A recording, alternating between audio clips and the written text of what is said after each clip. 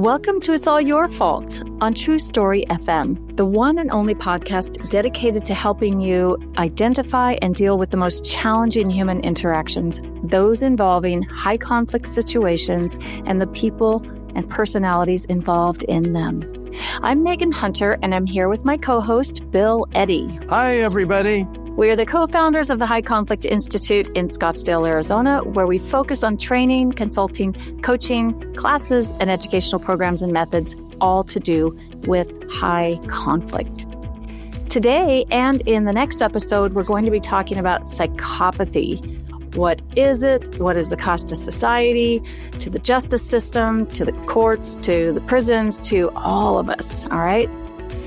But before we start, send your questions to podcast@highconflictinstitute.com or submit them on our website at highconflictinstitute.com/podcast, where you'll also find all the show notes and links, including a link to an article that is really the foundation of today's episode about psychopathy.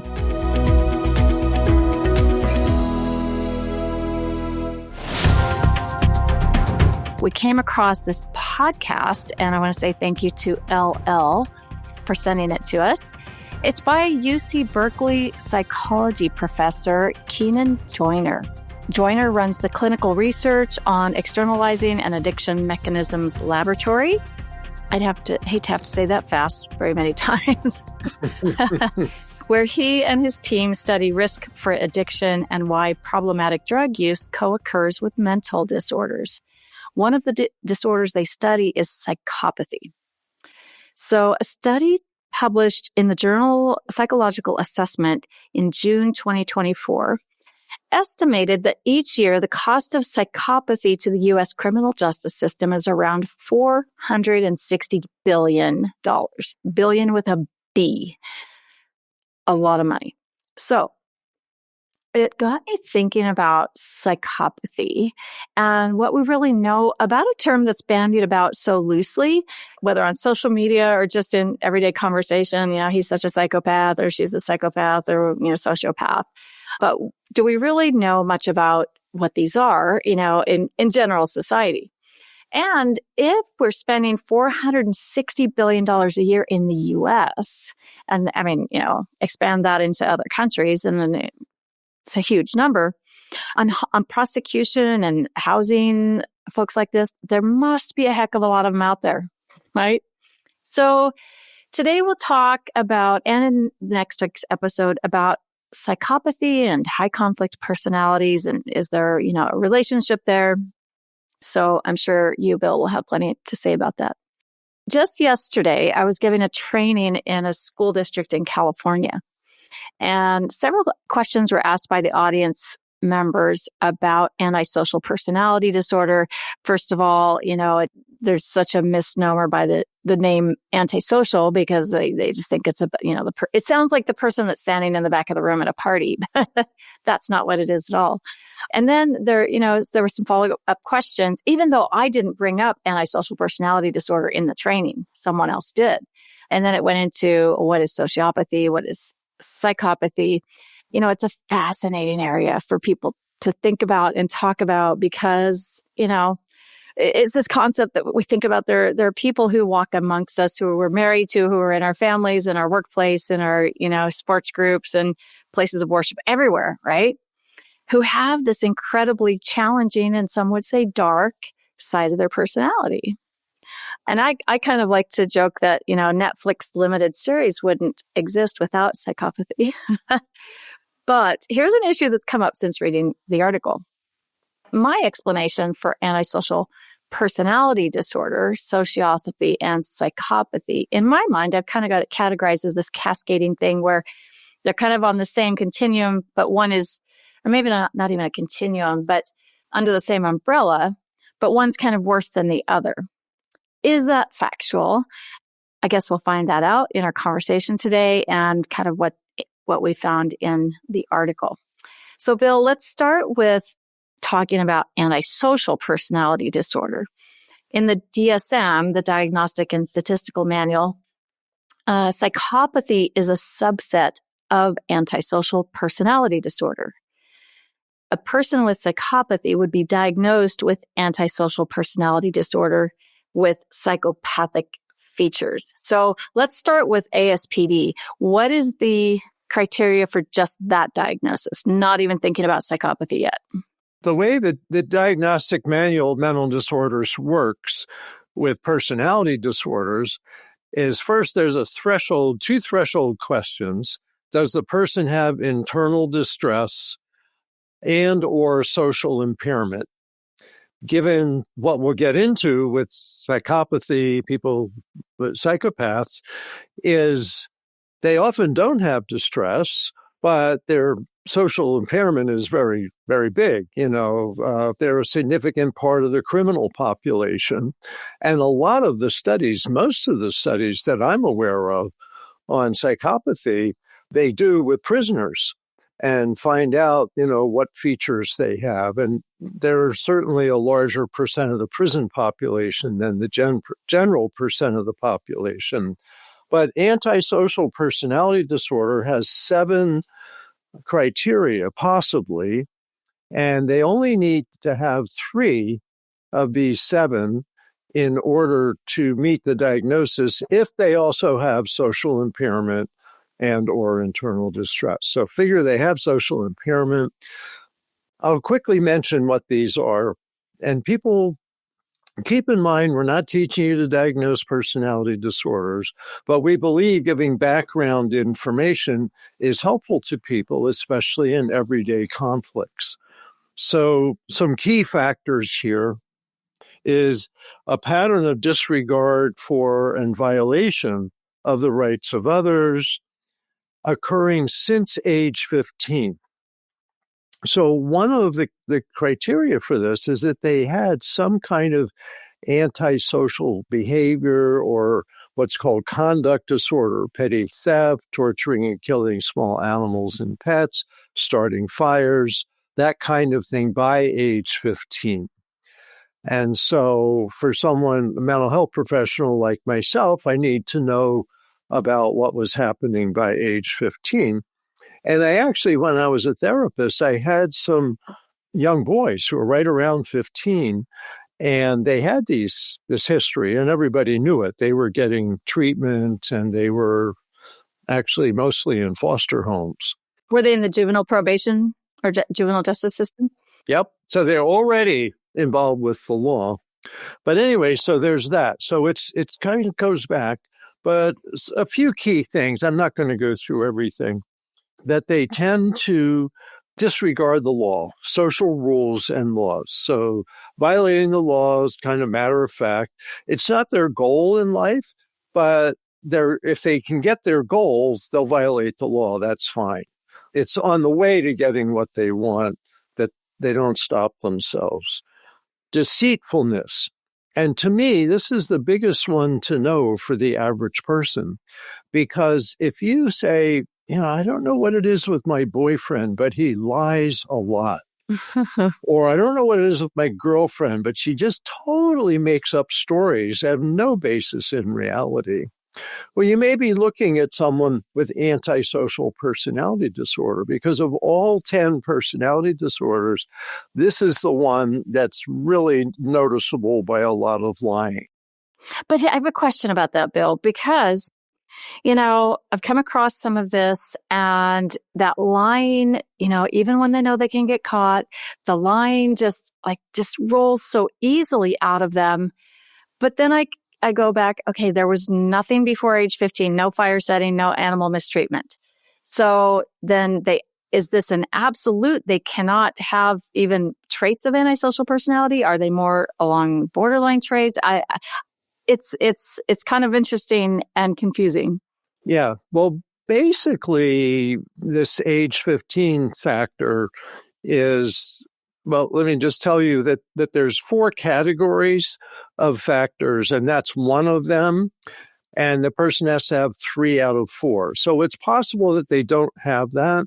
Okay. But so many that I'm aware of have that. It's shocking almost. You go, oh, and by the way, how was things going when he was 15? Oh, well, he held a knife to his mother and he started fires. Yeah, he's kind of been doing this stuff since he was 15. Okay, well, that gives that away, but it's not an absolute. Yeah, that's the thing, because it's like, okay, it absolutely have to be a fire starter before age 15. It just seems a little like that there would be a lot more fires, right? I mean, because I've seen some behavior that doesn't seem to quite fit in some of the other maybe personality types. And I look at this, and there's the disregard for the social norms of society, the laws and rules and all of that. And then the lying and confusing and conning and all. But there was no fires. And there was no diagnosis of a conduct disorder before age 15. So is there some in-between category? Well, all of this is on a continuum. And I think that's important to know. So, antisocial personality disorder is 3 out of 7 of the criteria, and then 3 out of 4 of these general categories. Like okay. The 15. Yeah. Okay. So it's common. You may find if you dig deeper that they were deceiving people, or, they got in trouble because they were conning people by that age, even if they didn't start fires and stuff like that. Okay. I think that's really important. And it's not that, we want anybody to be diagnosed in your labeling, but it's just, it's interesting because we know how to adapt and respond differently if we're with someone like this, if we have some indication. And if we've completely blocked out that, it could be this because they never started a fire, then we might be missing something and we might get taken advantage of. Yeah. I think the key things are that there's ignoring and not caring about rules and laws, and a lot of deception. And how much there is, how serious it is, all of that stuff. I mean, you have a whole range here from murderers to successful business people with these traits. Right. And they can all end up on a Netflix limited series. Yeah. Well, you make a really big point there. And that is a lot of what we love to watch is people with personality disorders. Because absolutely. It's out of the mainstream, and it doesn't make sense to the average person that someone would do something that so obviously would blow up in their face. But the reality is maybe 90% of the time it blows up in their face, but 10% of the time they get away with it, and they make a lot of money, or they get a lot of, attention. Award, acclaim. Yeah. So they keep trying. They're very persistent. And that's another characteristic, is that they're more aggressive than the other personalities. So aggressiveness, reckless disregard for self and others, consistent irresponsibility. And, when I'm doing, high conflict divorce consultations, I'll often say, well, does he pay the child support on time? Oh, no, he's late, or he's this, or he works for himself, so I can't get a wage garnishment order. There's all these things. I say, okay, there's some signs here. We don't know, but there's some signs here.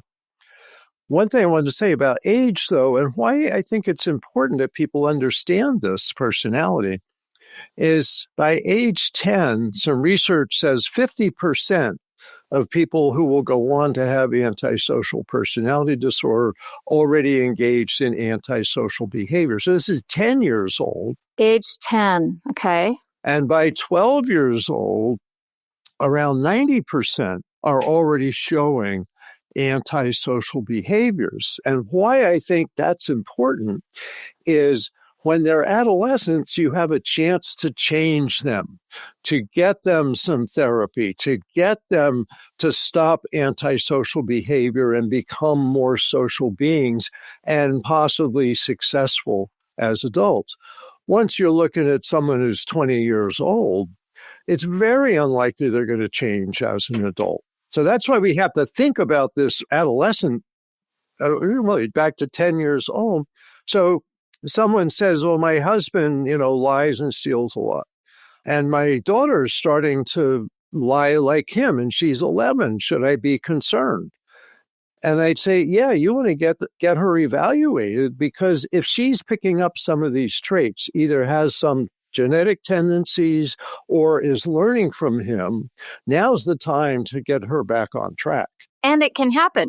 And it can for children. 10 to 18, you can make a difference. After that, very, very difficult. I recall a study about juvenile offenders who had committed murder. Oh. And they're in the juvenile justice system. And while incarcerated, were given treatment for antisocial personality. I guess I'd have to look back at the study, and for whatever they were experiencing, they were getting treatment. And, it was obvious it was antisocial personality traits, at least. After they got out of the prison system, their recidivism rate for murder went way down for those who had the treatment. So it showed there was an ability to change in that age range. Yeah. Yeah.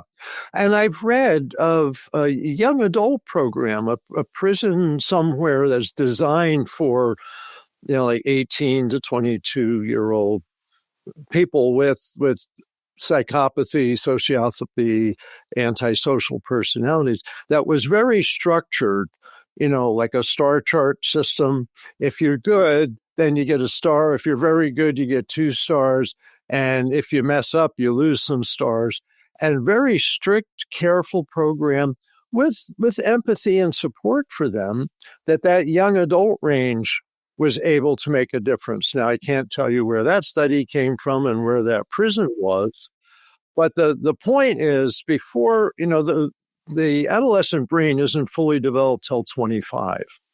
So maybe you can it's hard, but maybe 18 to 22, you can still have an impact. Society has not really put a lot of energy into this. I mean, we lock people up, but then they get out and they're no different. And this, or maybe worse. And maybe worse, they learn some bad behavior from other people. It's like they can do more conning. But anyway, so it's not all criminals. Maybe half of people with antisocial personality disorder have never been involved with the criminal justice system.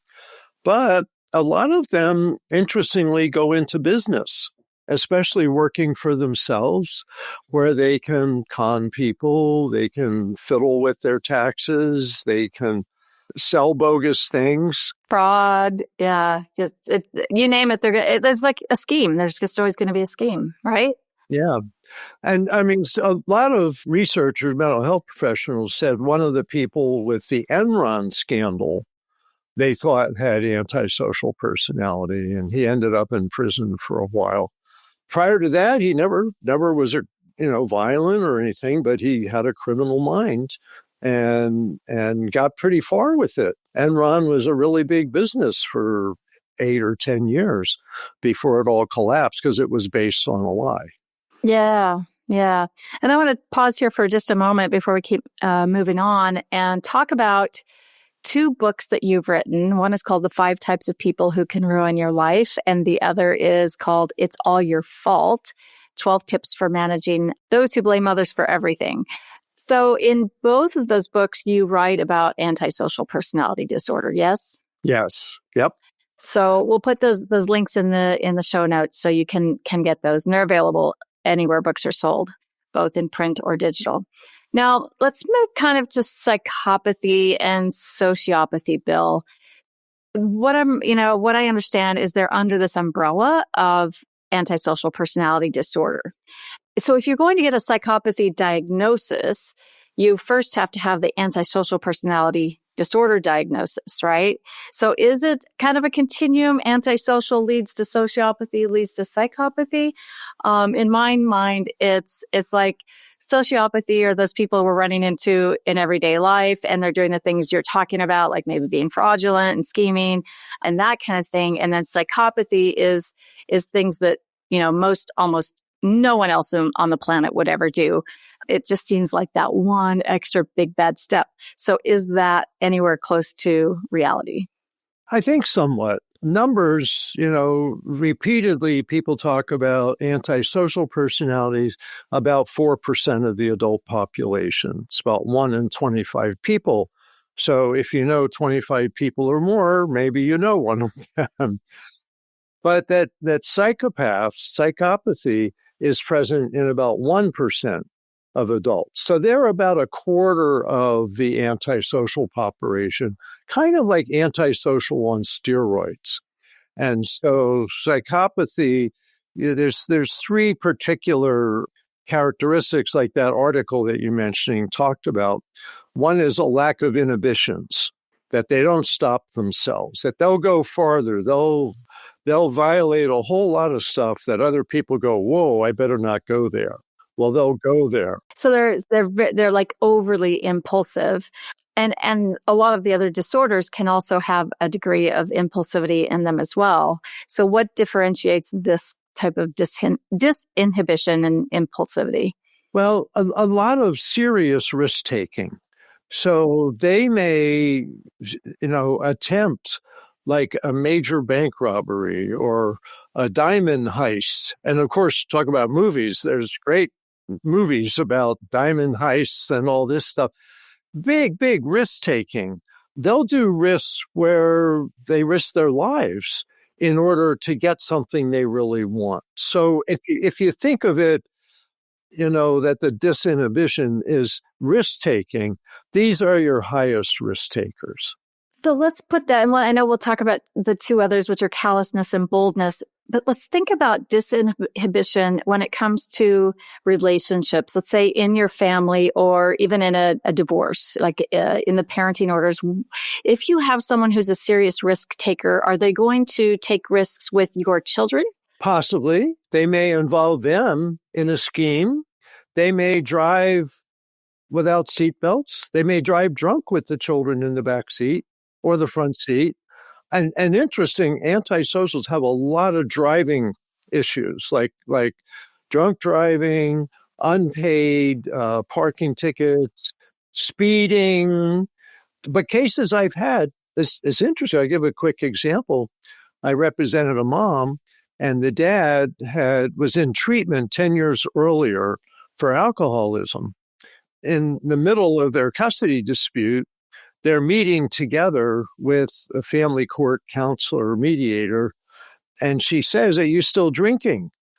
And he says, "No, I haven't, been drinking for 10 years. I went through that program. I've been clean and sober for 10 years." And the counselor's like, "Oh, well, that sounds good. Good for you." Well, afterwards, I'm in San Diego, so we looked up in San Diego County court records and found him.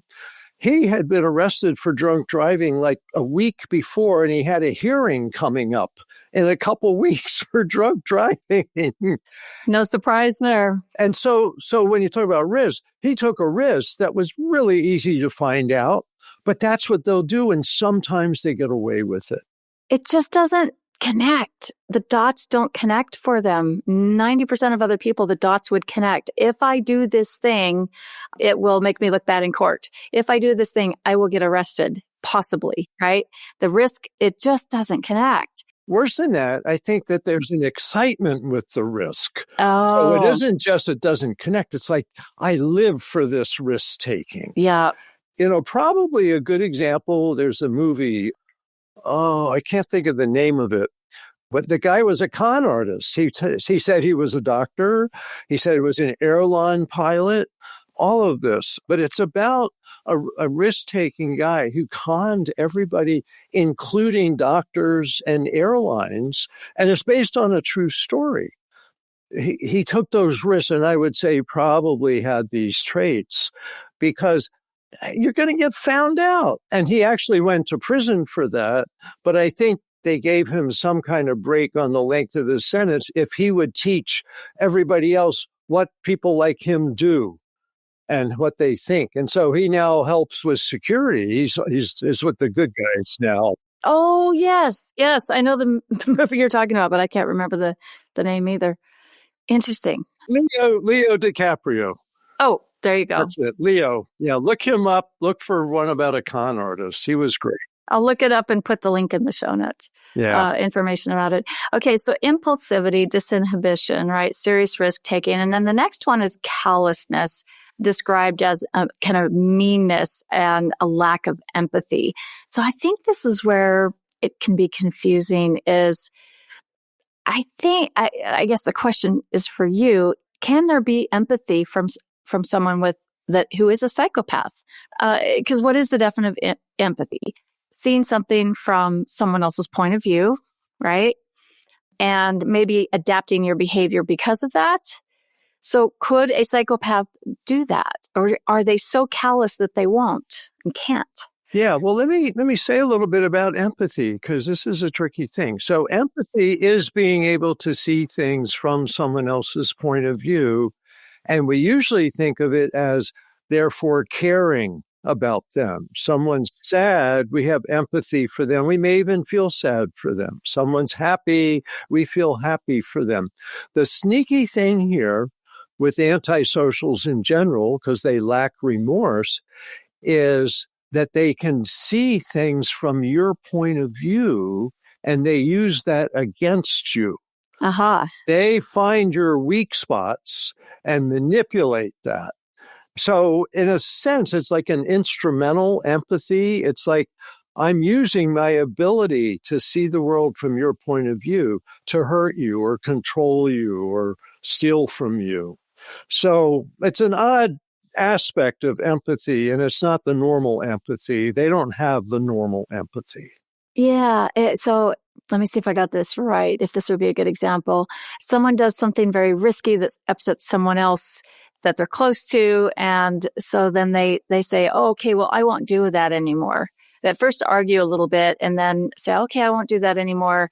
And then in front of other people say, well, I am not doing that anymore because this other person didn't want me to do it. And it's almost like poking a finger at them. So it's not real empathy. And I think it doesn't feel genuine empathy. It does feel like instrumental empathy.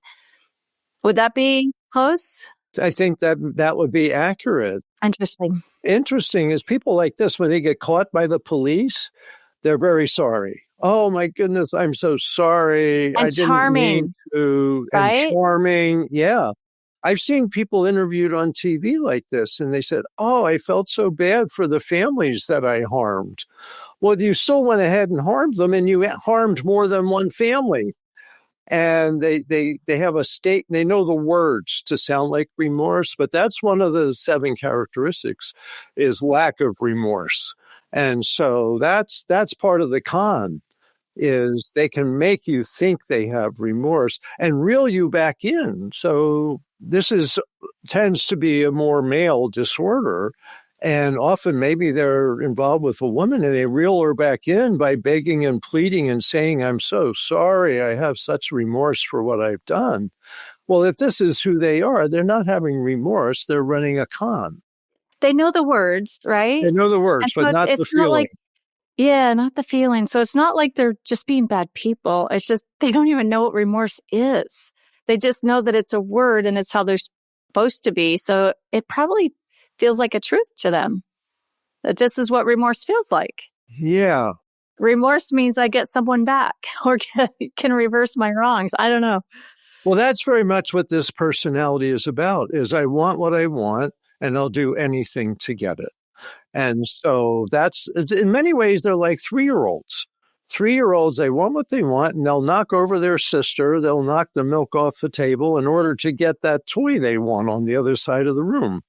And it's like a very narrow mind, I don't care about anything else except that shiny object.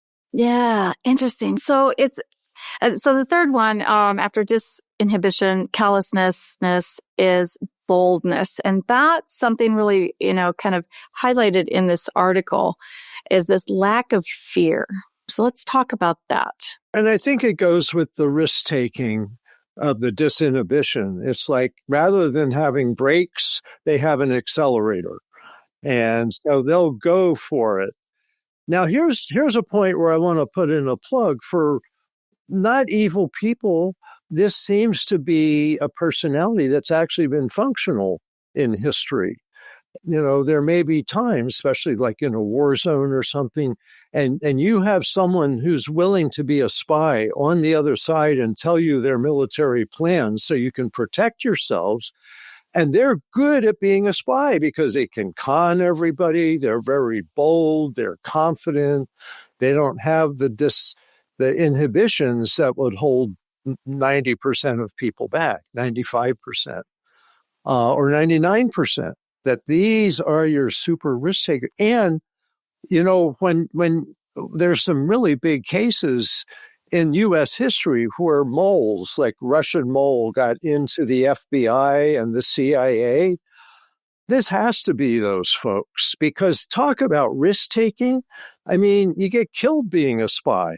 Right. And that's like you said, the word super, that they have to be super callous, super impulsive, and super bold. Yeah. And, kind of that lack of empathy and lack of remorse with that as well.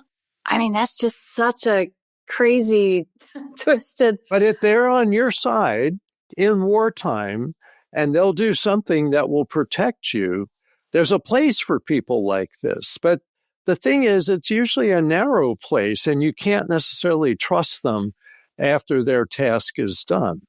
That's where you get double agents. No, neither side should trust them, because you don't know what they're doing for the other side. Interesting. Okay, so this article also talked about the diagnosis or assessment of psychopathy. And so they're talking about a shift from personality traits to personality dimensions. So instead of having or not having a trait, for example, like confidence, this dimensions way of doing it measures how much or how little of that thing one possesses. So in this example, how much confidence or lack of it they possess. And they can look at brain scans and how a person is acting during testing, instead of relying on self-reported symptoms and in interviews, and then on the psychopathy checklist. So what's your take on the switch from kind of traits, or shift from traits to dimensions? It's kind of interesting. Yeah. So this has been going on for 10, 12 years, is looking at all the personality disorders rather than traits or factors, looking at them on with continuums. There's different dimensions to consider. I find for what we teach, which is just practical self-protection, decision-making, divorce, etc., workplace problems, I find the traits are helpful, that you go, this, and this, you have these 5 traits out of 9, or antisocial, you have 3 out of 7. You kind of can see, okay, they're inside or outside of the diagnosis. So if they have the diagnosis, they're very unlikely to change. That's the biggest message that I like to teach. But the reality is more the dimensions. So there's people that, like confidence. Confidence is, we all want to be more confident, right? So confidence can really be a strength, but like psychopaths have overconfidence. And so it doesn't just hurt other people, it often hurts them, and they end up in prison for life, and they go, how did this happen? So on the continuum, so part of what he says in the article is some people may have less than problematic characteristics on these continuums. So like a salesperson might have a lot of confidence. You have to have a lot of confidence to do that. And yet they're truthful and they're not telling lies, but they're ready to make phone calls. And out there, they enjoy the back and forth, the repartee of sales. But if they're just a little bit worse and they add some of the lying to that, could get into the psychopath category. But point he makes is, don't assume that everybody has this diagnosis. I think the thing to do is, you see basic things like lying, aggressiveness, lack of remorse, you see a pattern of that, then you need to protect yourself because they don't care about you. And you can make some other conclusions. They probably are going to do this or that that's going to hurt you. And therefore, you see a few warning signs, then you may need to keep more of a distance. Or if you're an employer, you may decide, I don't want to employ this person, or I'm going to employ this person with certain restrictions, like they can't have access to, secrets and stuff like that. Right.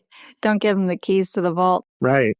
Yeah, and maybe there's a gift side to all this, and I guess we'll talk about that in the next episode, and we'll talking about whether someone can just can a switch be flipped and you become a psychopath. We're going to talk about the multi-dimensional spectrum of this and lots of other things, genetics, causation, and the percentage of this in the population, a lot of other things.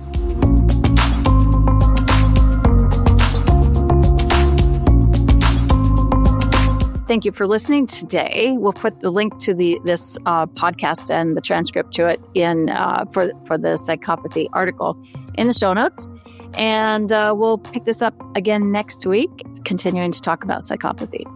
In the meantime, send your questions to podcast@highconflictinstitute.com or submit them to highconflictinstitute.com/podcast. Until next time, keep learning and practicing. Be kind to yourself and others while we all try to keep the conflict small and find the missing piece.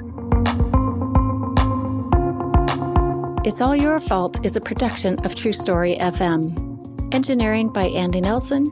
Music by Wolf Samuels, John Coggins, and Ziv Moran. Find the show notes, and transcripts at truestory.fm or highconflictinstitute.com/podcast. If your podcast app allows ratings and reviews, please consider doing that for our show.